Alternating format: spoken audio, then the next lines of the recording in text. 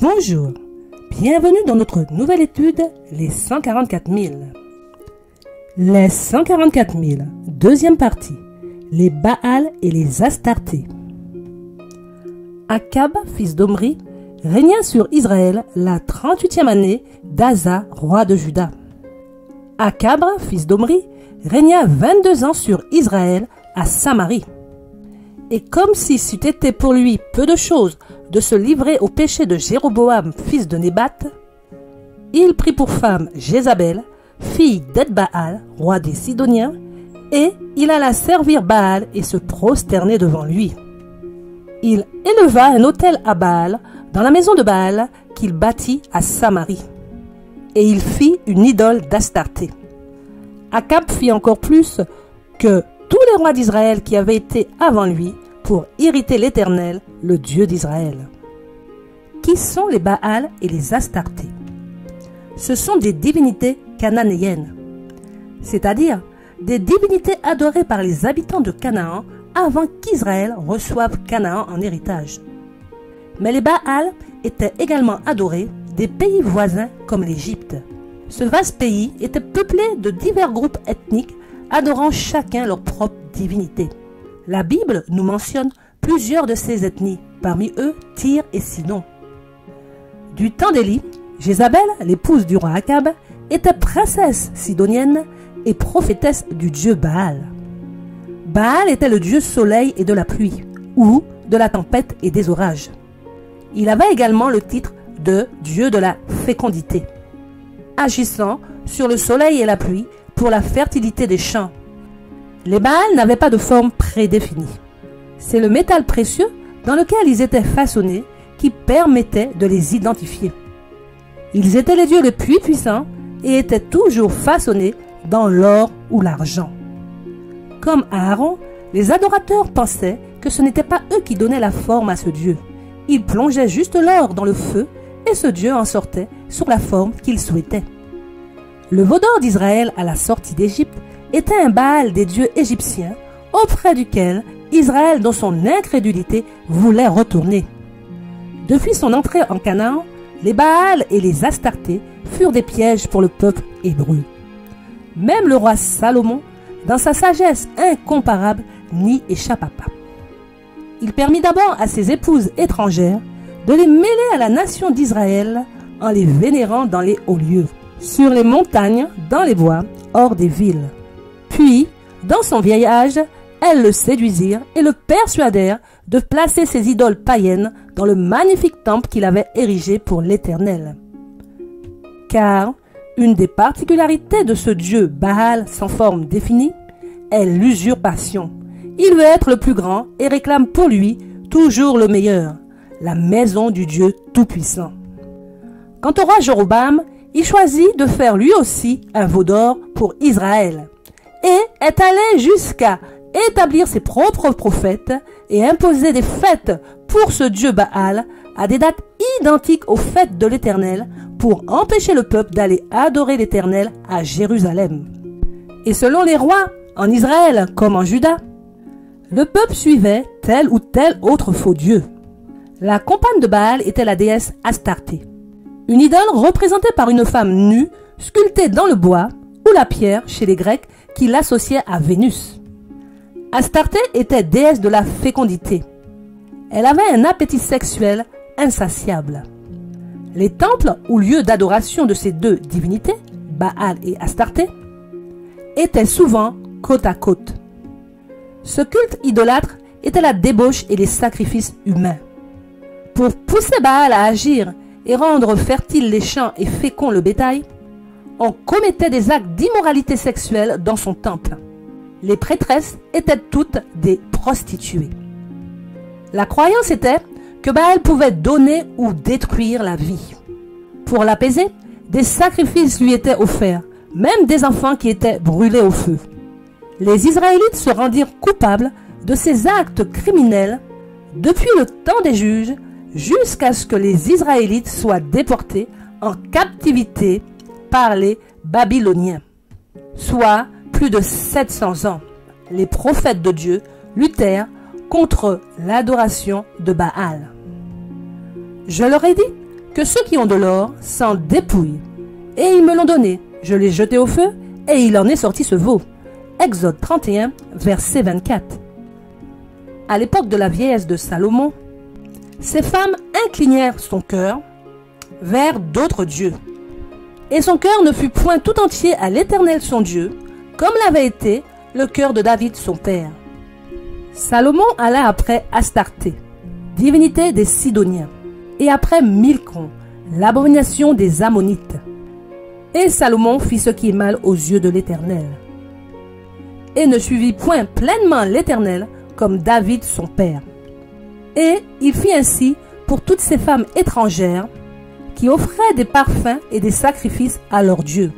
L'Éternel fut irrité contre Salomon parce qu'il avait détourné son cœur de l'Éternel, le Dieu d'Israël, qui lui était apparu 2 fois. 1 Roi 11, versets 4 à 9. Les enfants d'Israël firent alors ce qui déplaît à l'Éternel et ils servirent les Baals. Ils abandonnèrent l'Éternel, le Dieu de leur père, qui les avait fait sortir du pays d'Égypte.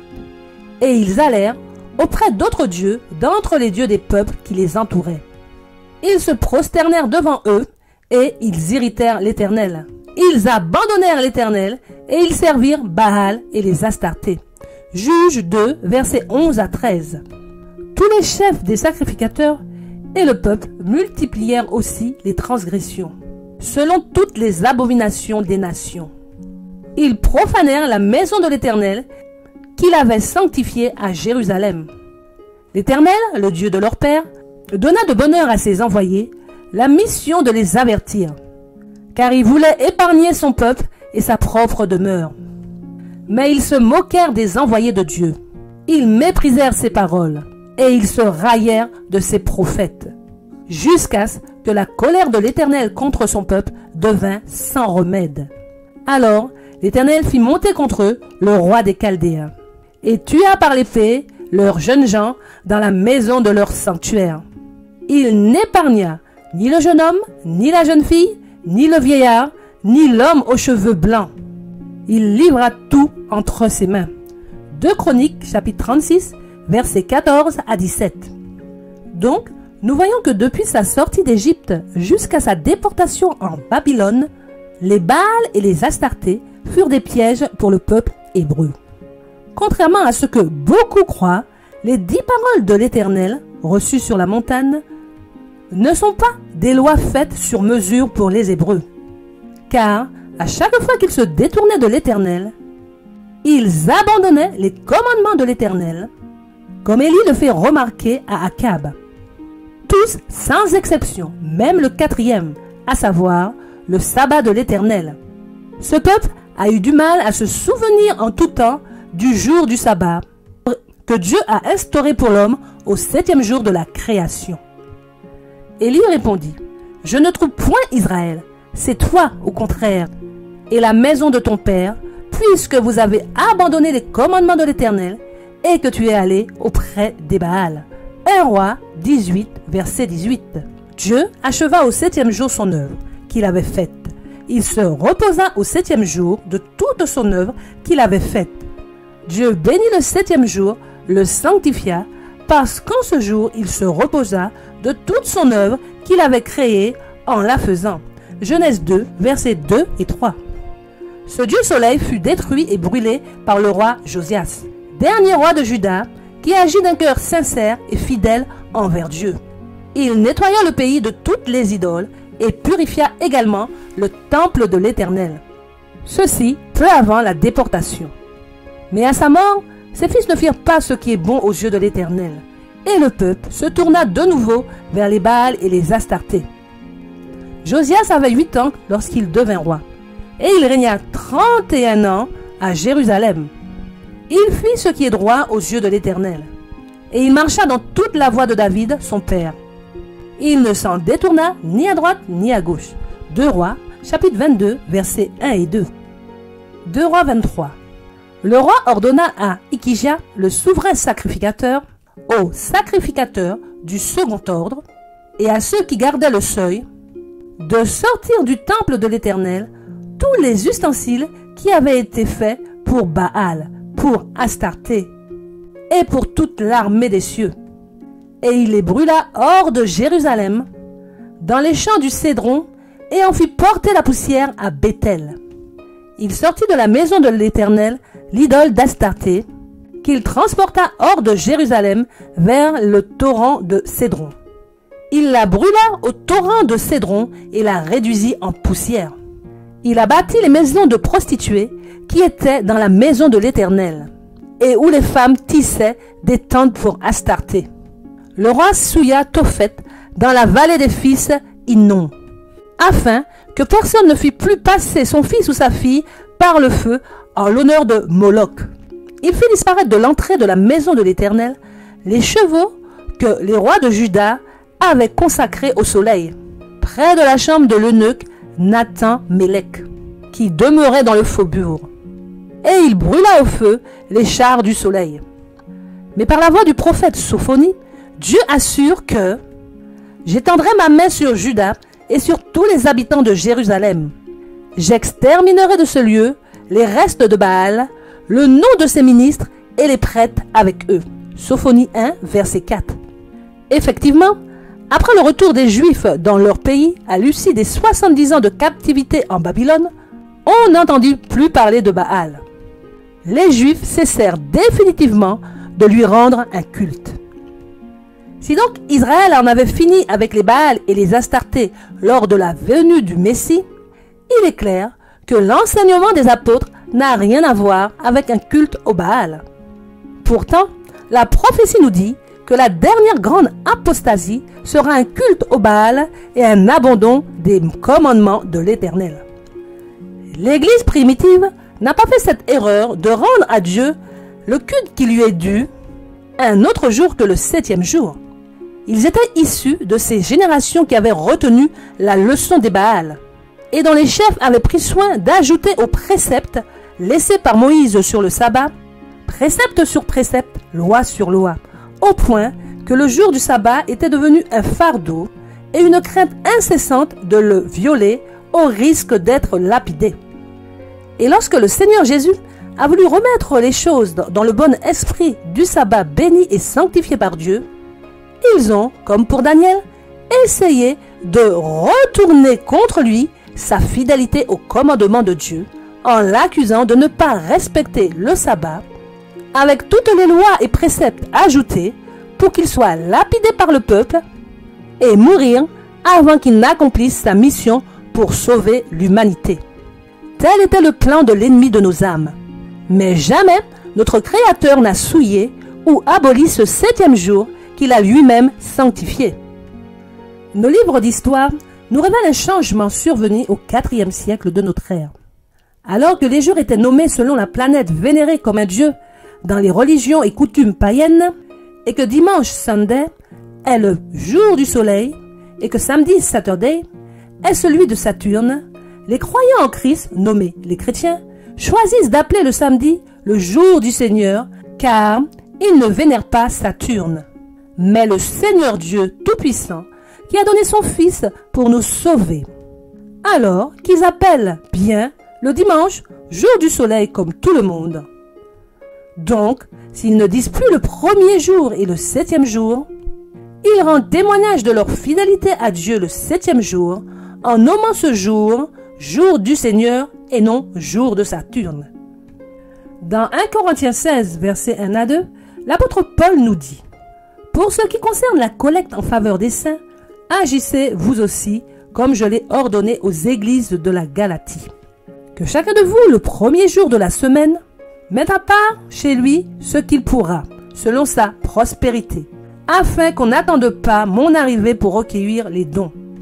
Ce 1er jour de la semaine est donc dimanche, soit le jour du soleil. Par ces quelques versets, Paul insiste pour que tous soient prêts à son arrivée, comme s'il ne voulait pas perdre de temps. La mission était de récolter et il devait le faire vite et bien. Mais l'empereur Constantin, en 321, moins de 10 ans après sa conversion soi-disant chrétienne, façonne peu à peu le christianisme d'aujourd'hui, en introduisant un repos, le jour vénérable du soleil. Jour du soleil qui était le dieu qu'il vénérait avant sa conversion. Et il impose aux chrétiens ce jour sous prétexte que depuis 3 siècles, ils se réunissent déjà tous les dimanches pour partager le pain de vie, soit étudier la parole. Bien entendu, ce décret ne sera pas accepté et actif du jour au lendemain. Les véritables convertis résistent. Constantin légiféra des dérogations pour ceux qui travaillent la terre et ne pouvaient pas se permettre 2 jours de repos, car le repos qu'il introduit est un autre jour de repos. De 321 à 426 de notre ère, Constantin et ses successeurs légifèrent sur le dimanche.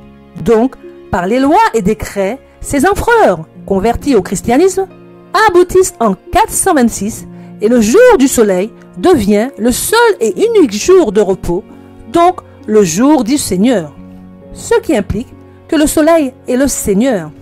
Et voilà comment le Dieu soleil se retrouve à nouveau face à l'Éternel et que le peuple de Dieu, comme l'Israël d'avant la déportation vers Babylone, tombe dans les pièges de Baal. Le plan du malin est de nous faire abandonner la loi de Dieu. Et la loi de Dieu est toute parole qui sort de sa bouche. L'homme ne vivra pas seulement de pain, mais de toute parole qui sort de la bouche de Dieu. Matthieu 4,4. Il y va de notre salut.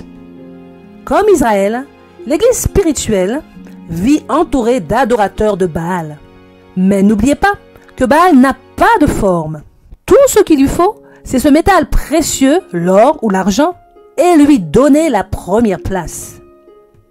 Réfléchissons sur les petites habitudes ou coutumes introduites dans notre mode de vie chrétienne. Car il est clair que ces empereurs étaient des agents du mal utilisés par le diable pour mettre en place le christianisme d'aujourd'hui. Nous nous limiterons juste aux chrétiens, les soi-disant disciples de Christ, car aujourd'hui, l'or est adoré partout. Il y en a même qui se font des toilettes en or, comme quoi Baal peut prendre vraiment la forme qu'il veut. Pour nous chrétiens, il y a danger, car nous lui avons donné la forme de notre Christ, des crucifix, des croix, des bijoux ou décorations avec des versets ou poèmes chrétiens, des apparences pieuses qui justifient leur possession. Mais aussi, et pas des moindres, l'imposition du dimanche comme jour du Seigneur depuis l'an 426.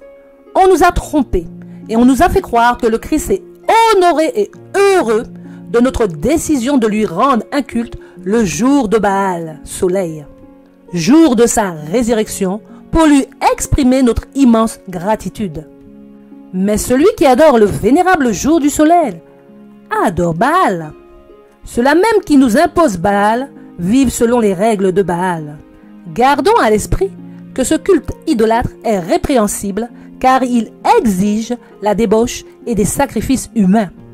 Nos âmes sont offertes en sacrifice et combien ont été détruits et abusés sexuellement. N'oubliez pas, Baal et sa compagne Astarté ont un appétit sexuel insatiable. Toutes ces dérives et scandales dont nous rapportent les médias, nos voisins et parfois nos propres enfants sont liés au faux dieu Baal qui s'est introduit dans la maison du Seigneur. Je pense que nous avons compris que les Baal et les Astartés ne sont pas juste des statuettes en or devant lesquelles certains se prosternent et prient, mais tout un système religieux blasphématoire qui a été mis en place. Les puissances sataniques sont vraiment derrière, car des âmes pour qui Christ est mort en souffrent vraiment. Ce système a plongé les fidèles de Dieu dans l'ignorance, les a enivrés d'un vin mêlé d'abomination.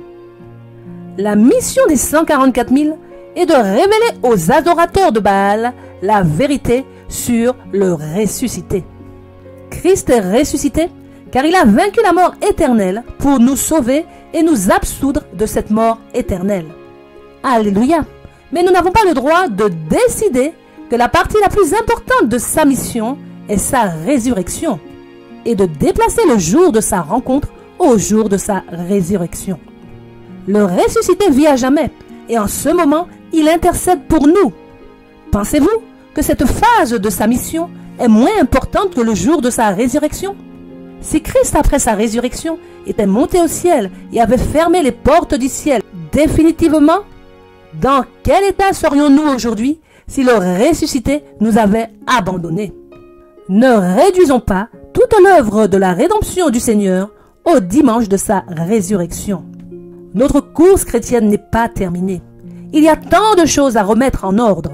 Dans l'église de l'Israël spirituel, le reste qui se dit être ceux qui gardent les commandements de Dieu et le témoignage de Jésus, les leaders, adorateurs de Baal en cachette, les conduisent à leur perte.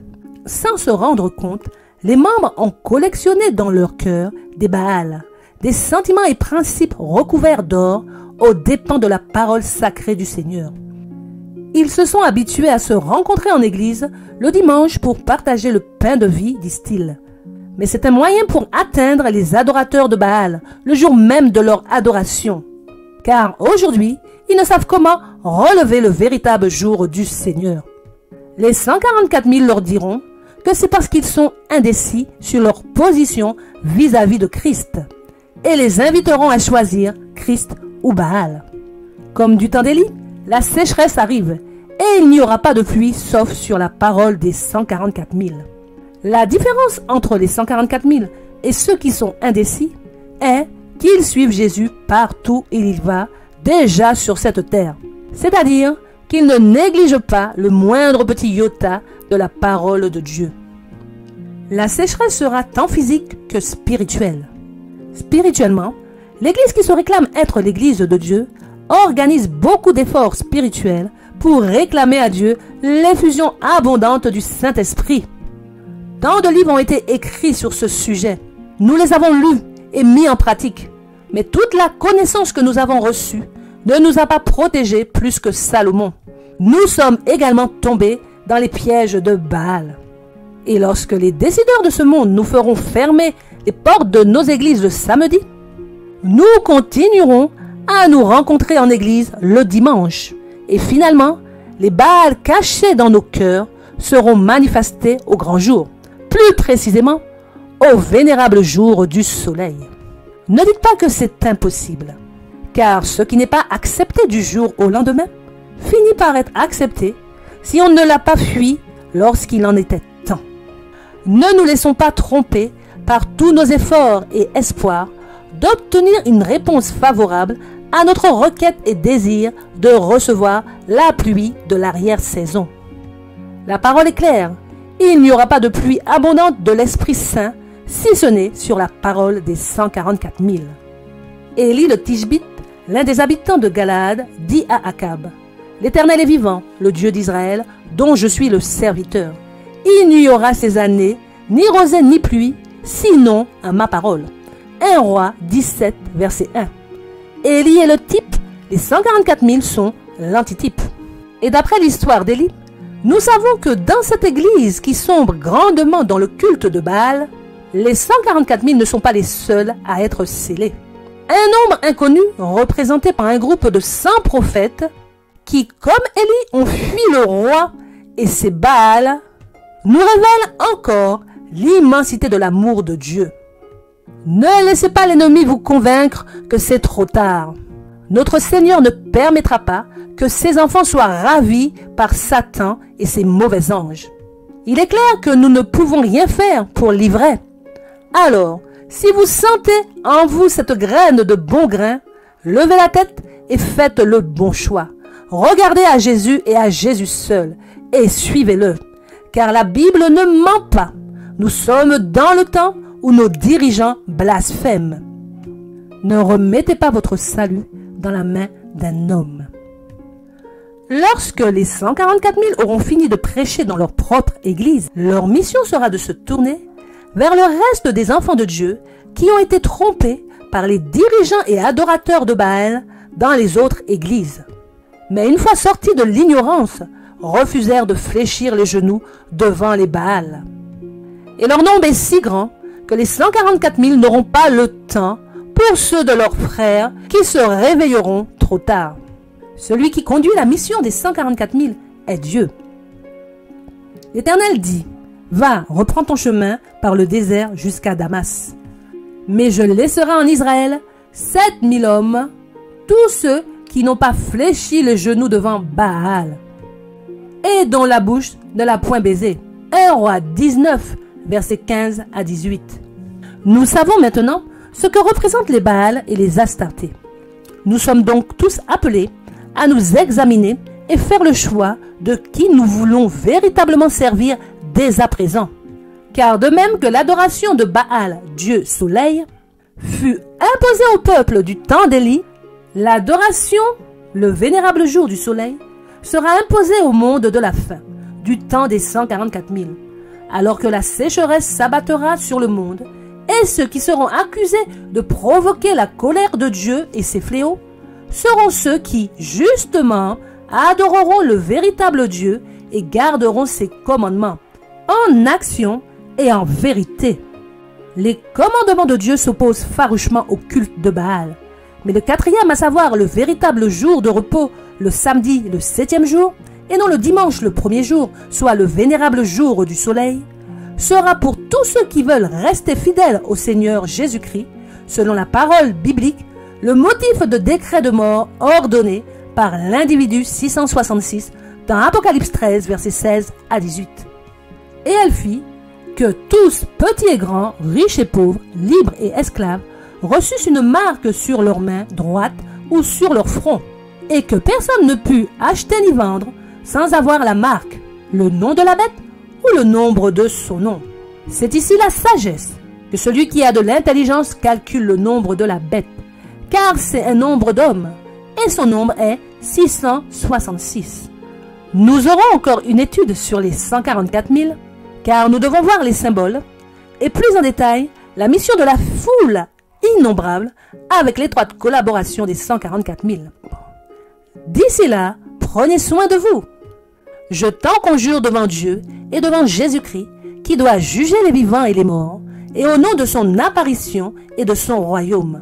Prêche la parole, insiste en toute occasion. Favorable ou non, reprend, censure, exhorte, avec toute douceur et en instruisant. Car il viendra un temps où les hommes ne supporteront pas la saine doctrine, mais, ayant la démangeaison d'entendre des choses agréables, ils se donneront une foule de docteurs selon leurs propres désirs, détourneront l'oreille de la vérité et se tourneront vers les fables. Mais toi, sois sobre en toutes choses, supporte les souffrances, fais l'œuvre d'un évangéliste, remplis bien ton ministère. 2 Timothée 4, versets 1 à 5. Amen. Que Dieu, Père et Fils, vous garde et vous bénisse abondamment. À très bientôt si Dieu veut.